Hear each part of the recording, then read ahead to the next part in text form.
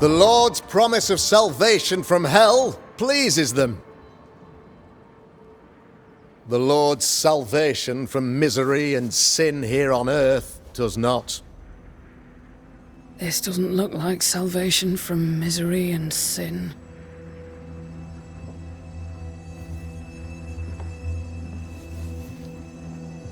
The wicked pray for deliverance from the fires of hell, while piling the kindling high. They proclaim their love for their Lord, yet, in His name, they serve themselves. Their self-regard crumbles in the light of their hateful iniquities. So true. Mr. McCraith, my friend, I'm so glad you agree. Now, the wicked man never questions— I have your answers. What? Yes, good. Perhaps we should discuss this privately, if you'll give me just a moment. It's quite the story. You might not wish to hear it. Neither may the good people here. Please, this is not the time. We want to hear the story. Let the Banisher speak. Tell them, Red. Tell them good. Aye. There's a story that starts with a question. A question for you, Governor. And maybe for all the good people of New Eden.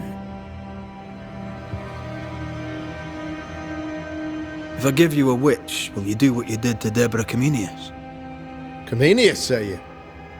The school teacher walked with the devil and paid the appropriate price. That's the beginning of the history and also its end.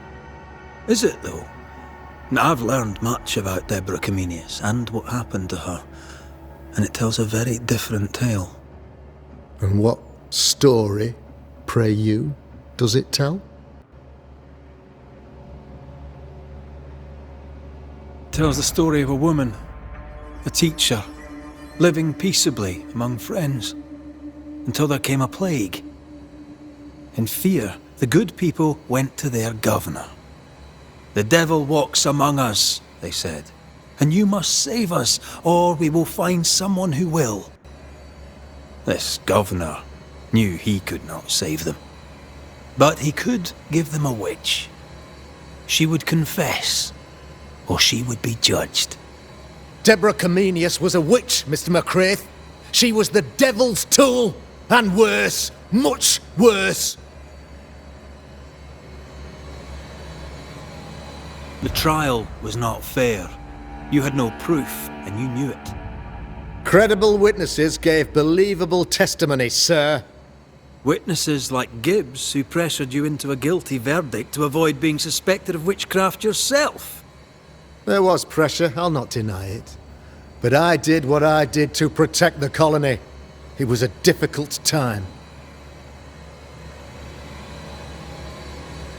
The picture of yourself that you hold in your mind is that of a great occultist. To repel the devil, the wise and fearless man must learn the Black Spy's tricks. Do you then consider yourself a true demonologist? In order that a war be just, 3 things are necessary.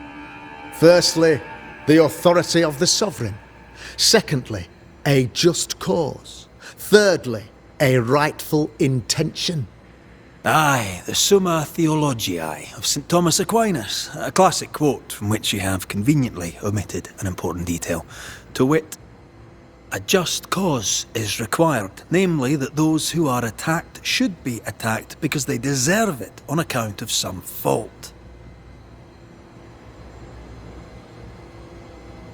Have you ever wondered what lies beyond the veil, past the hem, beyond the invisible? Have you ever heard of the Arrowloo? What gibberish is this? No? Your good friend Etienne Roulet did not. It seems they knew worthy of his secrets.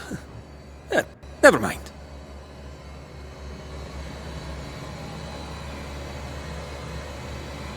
You're a pompous coward, fearful of anyone different, as human as that is. There must be a man to judge, or there is no order. A man to make the judgment, and a man to enforce it. Of all people, you know this. I live and let live. I choose only for the dead.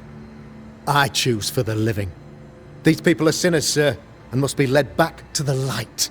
This is my mandate, my duty. What do you really want, Governor? I wish only to serve. I am the trusted servant of the good people of New Eden. Without me, they're lost. Without them, you would be lost. Yes. Maybe I do need them. Very human of me. But these people undoubtedly need me, Mr. McCraith. And there is no one else. Admit it!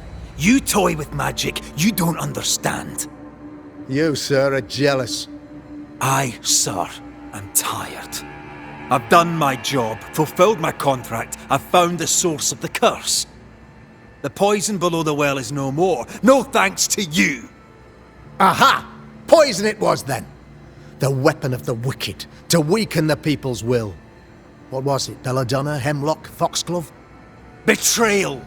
Truth unspoken, secrets and lies, wrongs basically, your wrongs.